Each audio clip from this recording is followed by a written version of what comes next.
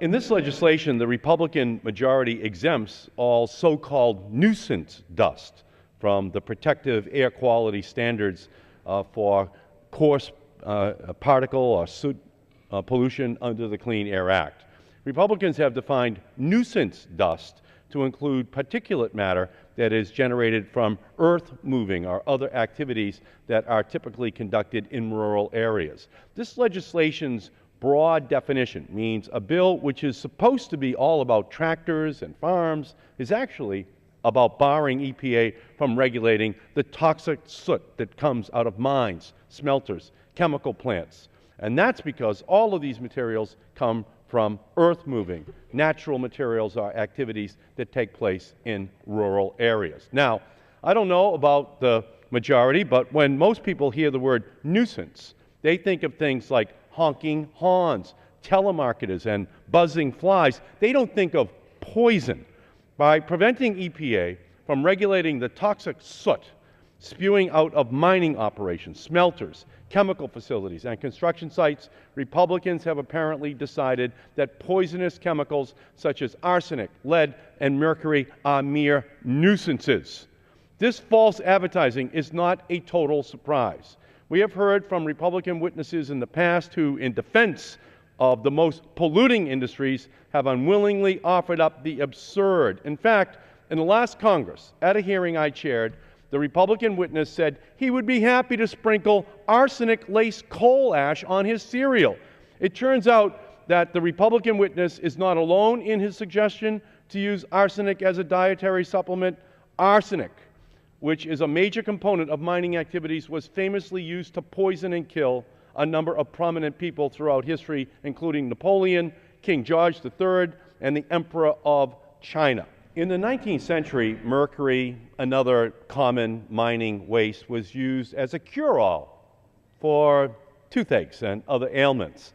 Turns out that the mercury is also highly toxic. It causes severe impacts on the brain, and throughout history has been identified as the poison behind many other notable illnesses and deaths in the history of our planet. By defining nuisance dust this way, the Republicans are essentially providing the mining industry with the holiday gift of pollution.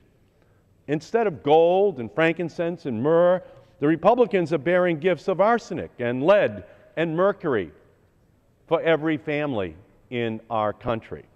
My amendment simply states that so-called nuisance dust doesn't include poisonous arsenic or other heavy metals that are hazardous to human health, because cancer is not a nuisance.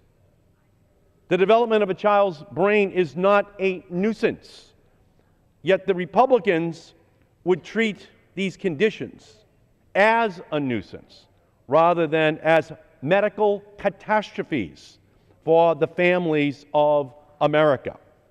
So let's be clear what this bill is all about.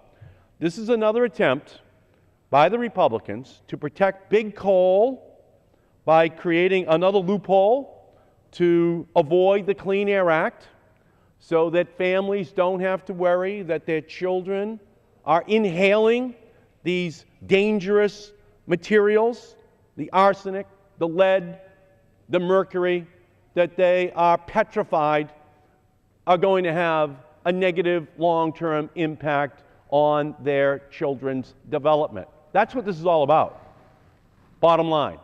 And the coal industry is saying no. The Republicans are using the guise of some farm dust cloud of confusion to mask what they're really trying to do, which is to allow the coal industry to continue to send this lead, this mercury, this arsenic up into the air and into the lungs of children across our country, especially those that are so young that we know it has an impact on their development, especially of their brain.